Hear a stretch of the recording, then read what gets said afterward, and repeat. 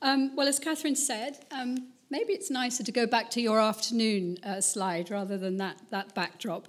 But, and as that says, I'm one of the directors at Tate, and we're delighted to be hosting this event at Tate Modern to mark the very first Creative Apprenticeships Week.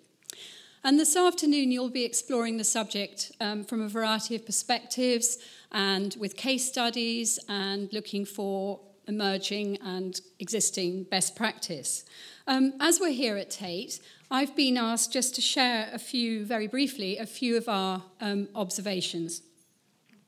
So, well, Tate describes itself as a family of 4 galleries, 2 of them in London, 1 in Liverpool and 1 in St Ives. So taking that analogy, we're here and this is the youngest and, as in fairy tales, perhaps the most glamorous of the sisters. All Tate's work with young people is founded on a strong belief in their potential.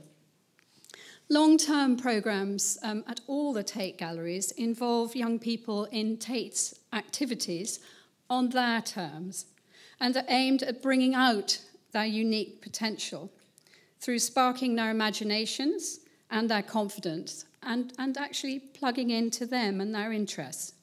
Through these programmes, young people have gone on to further education, to university even still, and into work, motivated by, as I've said, their interests and their emerging and developed skills.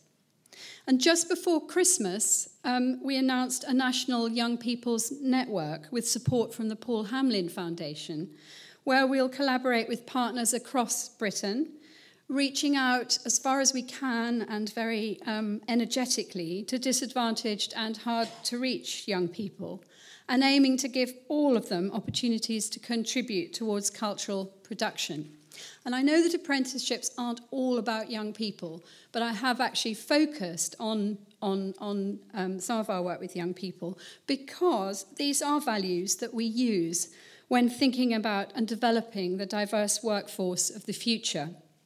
And fittingly, it was in collaboration with the Paul Hamlyn Foundation, actually, that we took on our very first creative apprentices in Liverpool, as Catherine has said, before the current ambitious national scheme came into being, and I think it's great that it is ambitious. As I've said, with our work with young people, from babies to young adults, we always look for potential, and this is what we're seeking when taking on trainees. So we're recruiting for potential, and this is a bit different from recruiting to some jobs and needs a different approach, we found.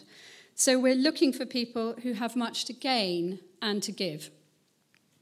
We've just introduced paid internships at Tate because we believe that this will help us to make Tate successful for the long term, serving diverse audiences. And so we've taken a decision to invest in this.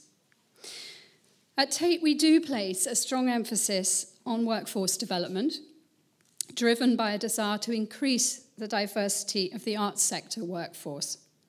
And we are quite proud, although we know we have a lot to learn in running the new structured internship programme.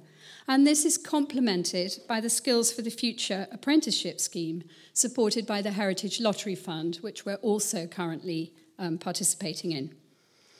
So in the first round of our new paid internship scheme, we received 2,583 applications for 11 roles.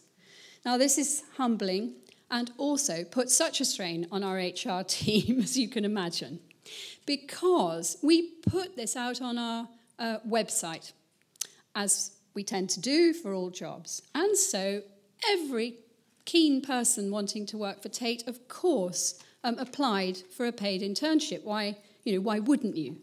And so at Tate Modern, there were 600 applications alone for one internship in the curatorial department here. But we found that, and I know that those of you running these schemes will know this, but we found it and we lived it, that almost twice as many of the applicants who came through the job centre, for instance, were black and minority ethnic, than where we just advertised on the Tate website. So, of course, for the second round of internships, we're taking a different approach. And we're recruiting on the whole through relationships with targeted partner organisations, such as, for example, Kids Company and the Black Fundraisers Network, and through the job centres, rather than putting the opportunities out onto the website. And finally, we believe that as employers, we need to find the people with the potential to contribute to the organisation in the future. And Catherine's already mentioned the drivers. In keeping actually with our mission, which is to inspire people with and through art to lead fulfilling lives. And so I'm really incredibly sorry that I can't stay for the afternoon because this date suited this event, but unfortunately I had something this afternoon already that I had to do. So colleagues of mine are here, and this is a subject really dear to my heart and to our heart, as it were, collectively at Tate. So I hope that you have a really stimulating afternoon and come up with some really brilliant actions, as I'm sure that you will. And thank you so much for having it here at Tate Modern. Thank you.